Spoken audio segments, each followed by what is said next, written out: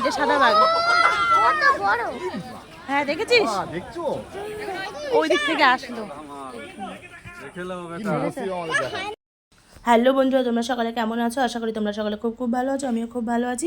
বৃহস্পতিবারের একটা নতুন ব্লগে জয়েস লাইফস্টাইলে তোমাদের সকলকে স্বাগত জানিয়ে এখন বাজে 8:45। এখন থেকে তোমাদেরকে সঙ্গে নিয়ে ব্লগটা স্টার্ট করছি। দেখতে থাকো, সঙ্গে থেকো, পাশে থেকো, ব্লগটা স্কিপ না করে শেষ পর্যন্ত দেখতে থেকো।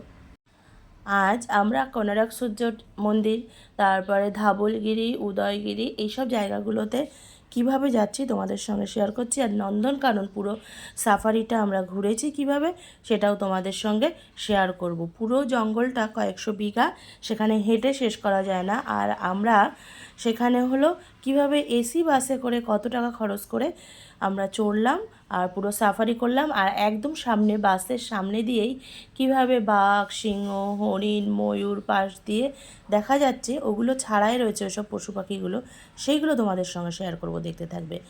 প্রথমে আমরা দেখতেই পাচ্ছিলে আমরা যে হোটেলে আছি সেখানে একদম নিচে রিসেপশনের ওখানে আমরা বসেছিলাম। তারপরে একটু চা নিয়েছিলাম। তারপরে হলো চা নেওয়ার পরে আমরা যে গাড়িটা ঠিক করেছিলাম সেই গাড়িতে করে এসে গেছি যথারীতি কোনারকের সূর্য মন্দিরে।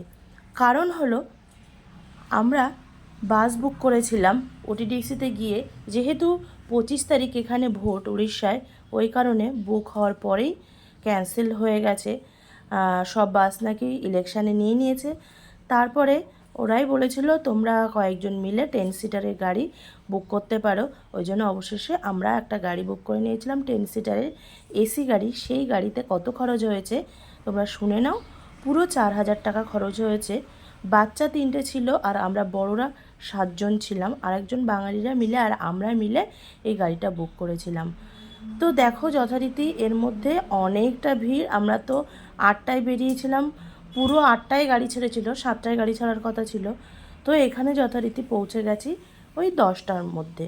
কারণ এখানে আসতে অনেকটা টাইম লাগে। আমরা যেহেতু মেরিন বিচেই ছিলাম, যে সোনার গৌরাঙ্গ আছে, সোনার গৌরাঙ্গের পাশেই সামনে যে লজটা K24, আমরা সেই লজটায় ছিলাম।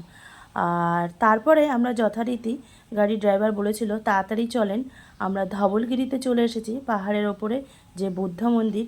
আর আজ হলো বুদ্ধ পূর্ণিমা, একদম খুব ভালো দিন। গৌতম বুদ্ধদেবের এখানে এসে খুব ভালো লাগছে বুদ্ধ পূর্ণিমার দিন। আর এখানে প্রচণ্ড গরম, ছেলে আসতে পারিনি, সিঁড়ি তো অনেকগুলো। তো এই গরমে আমি তাই পা দিতে পারছি না, যেহেতু খালি পায়ে উঠতে হবে।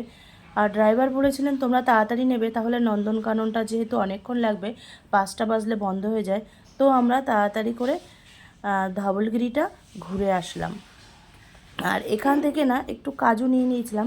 আমাদের ওখানে যে ফ্রেশ কাজু 800 টাকা, এখানে 600 টাকা, সেটা নিয়ে নিয়েছিলাম। তারপরে যেহেতু সকাল থেকে তেমন কিছু খাওয়া হয়নি, ওই জন্য ড্রাইভার একটা নন্দনকাননের সামনে মিনিট 5 আগে যে নন্দনকানন একটা রেস্টুরেন্ট আছে, এটা খুব বড় রেস্টুরেন্ট ও খুব লাক্সুরিয়াস রেস্টুরেন্ট, এখানেই আমাদেরকে নিয়ে এসেছিলেন। আর অনেক দিন যেহেতু এসে অবধি মাছ খাওয়া হয় না, ডিম খাওয়া হয় না, ওই জন্য সোনা বাবার জন্য ডিমের থালি অর্ডার করা হয়েছিল আর আমার জন্য মাছের থালি অর্ডার করা হয়েছিল। তো আমরা অবশেষে ভাত খেয়ে যথারীতি বেরিয়ে পড়লাম আর চলে এসেছি নন্দনকানন। আর নন্দনকানন যে সাফারি প্যাকেজ আছে তার মধ্যে গেলে আমাদের এক একজনের পড়ে যাবে, এক একজনের না, আমাদের 3 জনের মিলেই 1,040 টাকা পড়ে যাবে। আর যারা গেছিলেন ওরা তো 7-8 জন, তো ওনারা হেঁটে হেঁটেই ঘুরছেন। তো যথারীতি আমাদের এই টোটো যেমন আমাদের ওইদিকে, এখানে এই গাড়িটাই আর হলো 15 সিটারের গাড়ি, যেটা সাফারি করে আর কি আমাদেরকে ঘোরাচ্ছেন। তো ওখান থেকে হয়তো 2 কিলোমিটার মতো ওই গাড়িতে চড়তে হচ্ছে, তারপরে আবার হয়তো পশু পাখি দেখতে হচ্ছে। আর একদম লাস্টে এসি বাসে করে আমরা পুরো জঙ্গল সাফারি করেছি। তো কচ্ছপ দেখে নিলাম, কুমির দেখে নিলাম, তারপরে জলহস্তী দেখে নিয়েছিলাম। আর হিপ্পো সবসময় জলেই থাকে, কিন্তু আমাদের ভাগ্য ছিল হিপ্পোটা দেখেই নিলাম। আর আমাদের কলকাতা থেকে হিপ্পোটা না খুবই বড়, এই জন্য খুবই ভালো লাগলো। এগুলো দেখা হয়ে গেছে। এবার অবশেষে আমরা প্রায় আবার 2-3 কিলোমিটার এসে হলো এসি বাসে চললাম। আর খুব সুন্দর লাগছে। আর বাসটা পুরো আটকানো, যেহেতু আর এসি বাসও আবার হলো জঙ্গলের মধ্যে দিয়ে যাচ্ছে, জঙ্গলের মধ্যে দিয়ে একদম বাসের পাশ দিয়ে বাঘ সিংহ যাবে, তোমাদেরকে দেখাবোই চলো। আর এই যে যাচ্ছি জঙ্গলের দুই পাশ দিয়ে ময়ূর আছে, দুপাশে বসেই দেখা যাচ্ছে। আমার আর সোনা বাবার সিট এক পাশে ছিল আর ওর বাবার সিটটা এক পাশে ছিল।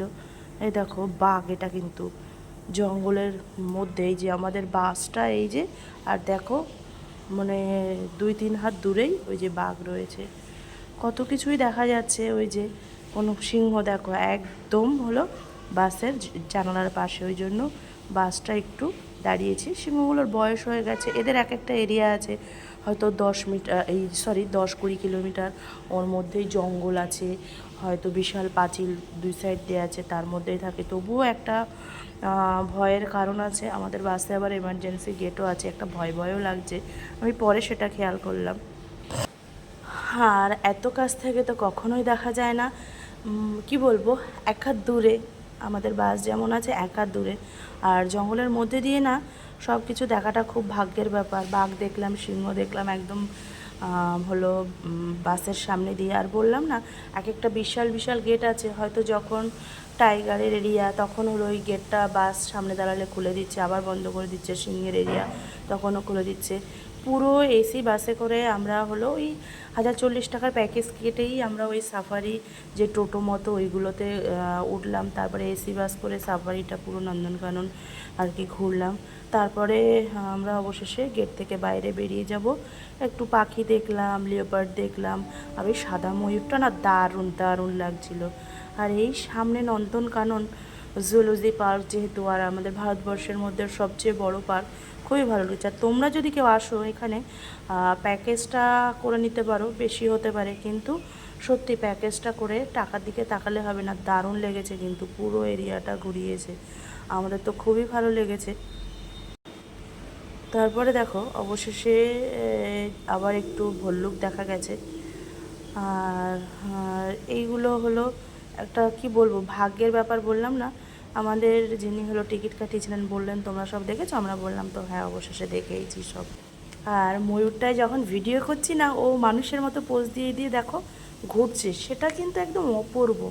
তো চলো বন্ধুরা, তোমরা যখন আসবে নন্দনকাননে এইভাবে সাফারি প্যাকেজ করবে, তো ভালোই লাগবে অবশেষে। বন্ধুরা, আমার এই ব্লগটি ভালো লাগলে তোমরা সকলে like, comment, share and subscribe করে দিও। টাটা বন্ধুরা, তোমরা সকলে খুব ভালো থেকো, সুস্থ থেকো, আবার দেখা হচ্ছে নেক্সট নিউ ব্লগে।